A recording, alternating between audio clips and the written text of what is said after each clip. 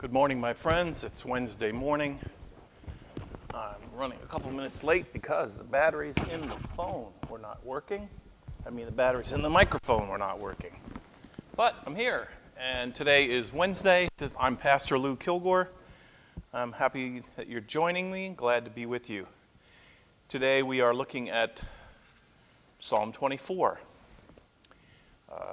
Psalm 34. I'm sorry.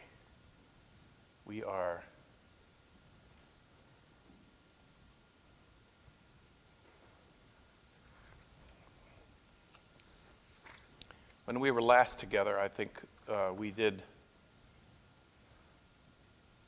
No. My goodness, we're already up and through and past Psalm 28? Yes. So today, we're doing Psalm 29, a hymn to God's glory. And, I'm going to read it, and we're going to reflect on it. I'm going to read it first in the translation that is done by Peter Craigie, the Scholar's Translation. And then we'll just reflect on it a little bit about what it might mean, and we'll also read it in the contemporary version from the Message, or Eugene Peterson. I'm Pastor Lou Kilgore here at the High Mountain Presbyterian Church in Franklin Lakes.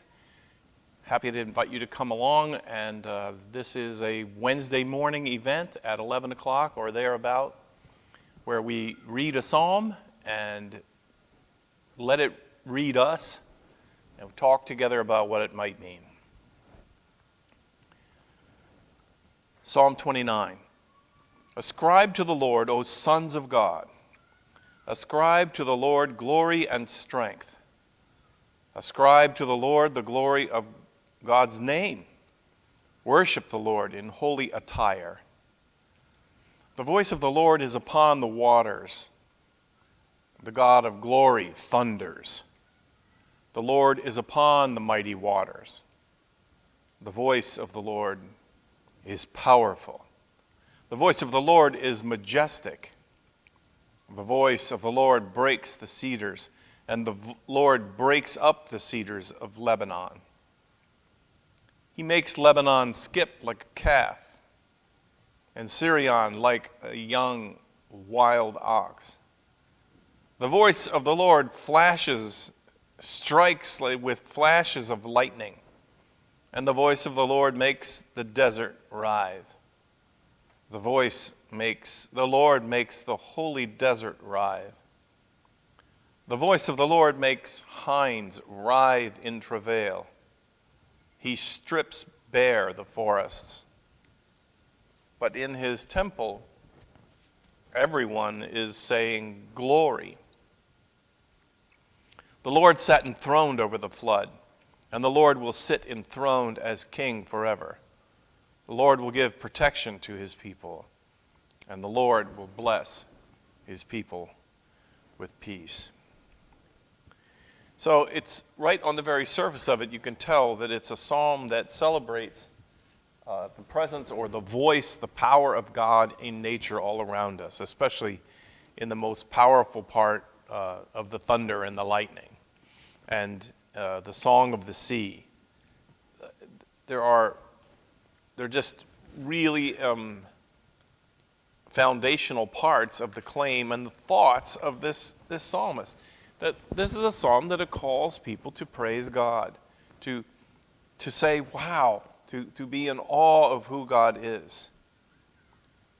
The praise of the Lord's voice. And, we think, well, we never hear God speak. But in this psalm, you can tell that there is applying all around us, day and night. Another psalmist writes, pour forth the speech of the Lord. The praise begins with an affirmation that the Lord's voice is upon the waters. At a primary level of interpretation, the words might be taken to imply that the psalmist is describing a thunderstorm at sea, perhaps a storm approaching the land from the sea. But the undertones of the language go much deeper than that. and again reflect an adaptation of the Canaanite Ugaritic religious thoughts. In the Ugaritic texts, Yam, the sea, is the god of the mighty waters. Yet the chaotic god Yam is conquered by Baal. There's an allusion to this mythological incident is already contained in the Song of the Sea, where the Lord is describing as using the sea as a tool of conquest. The Lord is described not merely as a deity whose thunderous voice is heard, but as one victorious over the chaotic forces symbolized by the mighty waters. So, on one level, I mean, the commentary goes very deep in terms of understanding and explaining. But the point, I think, that's to be made for us is that God is in control. And one of the places where you will see God's control is in nature, all around you. All the forces of nature so commonly attributed to Baal by the persons living in and around the promised land were actually attributes of the Lord. So there were many other religions around them that had taken these powerful forces, thunder and lightning and the wind and the rain and the dryness of the desert, the coming of drought and the coming of rain, and they had attributed it to various different gods. The psalmist says, these are all instruments of the God of the Hebrews.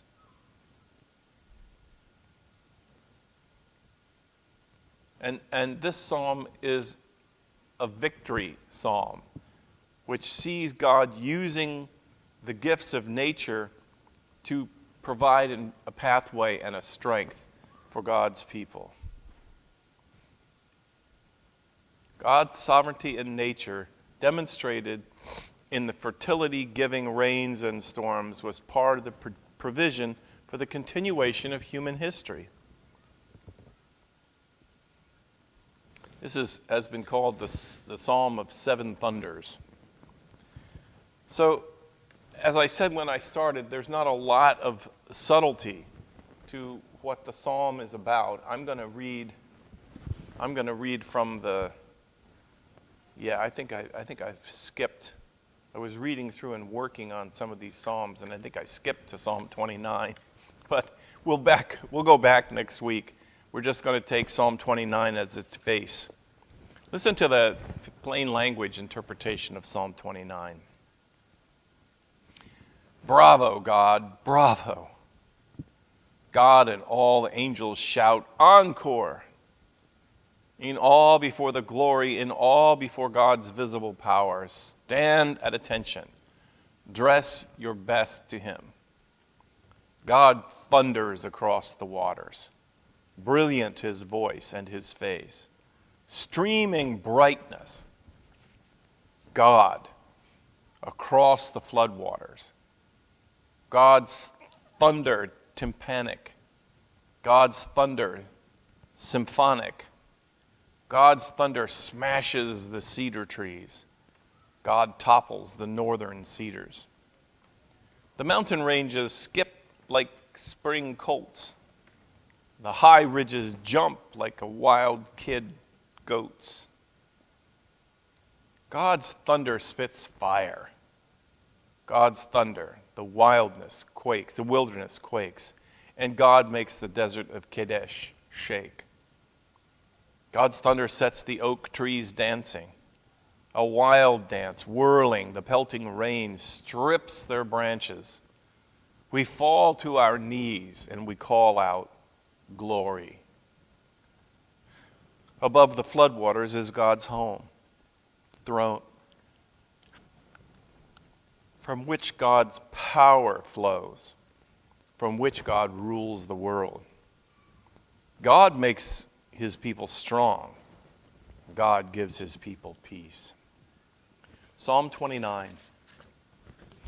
So, as I was reading this psalm earlier, it brought to mind my recollections of the experience as a child of a thunderstorm. I was never frightened of a thunderstorm, at least not in the kind of fright of screaming and thinking I was like I was going to die. most vivid memory of thunderstorms was in the summer in southern York County, where the rolling hills often would create environments for very powerful central thunderstorms. And the storms would roll into the valleys where the farms were, and the rain would come, and the hail would come, and the lightning and the thunder seemed still today. I know I was a child, but I don't think I still today have ever seen or heard anything like the power and the force of those thunderstorms that would roll through there in York County. And the wind and the rain could flatten the corn.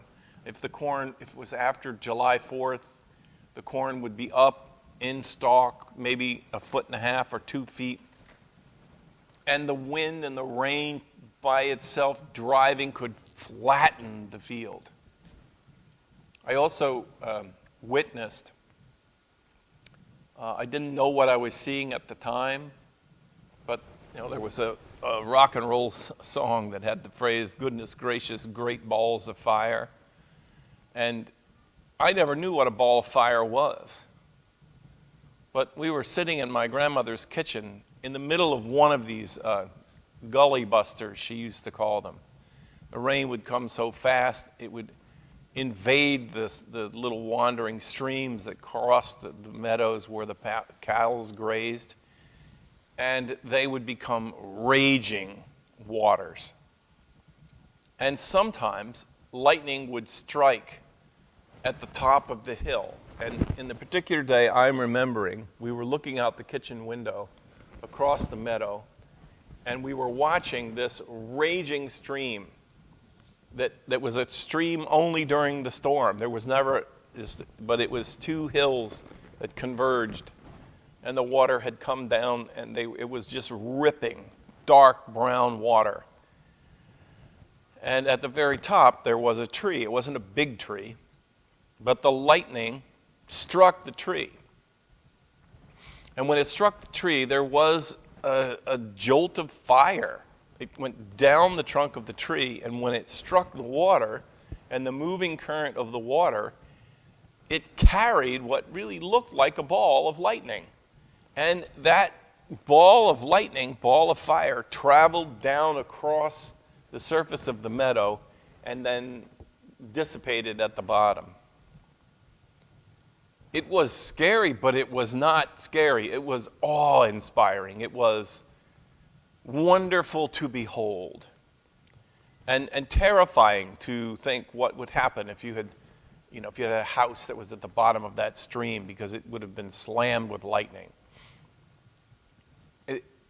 What the psalmist says is that it seems like every organized idea about God includes the power of the sea and the power of the clouds and the thunder and the lightning.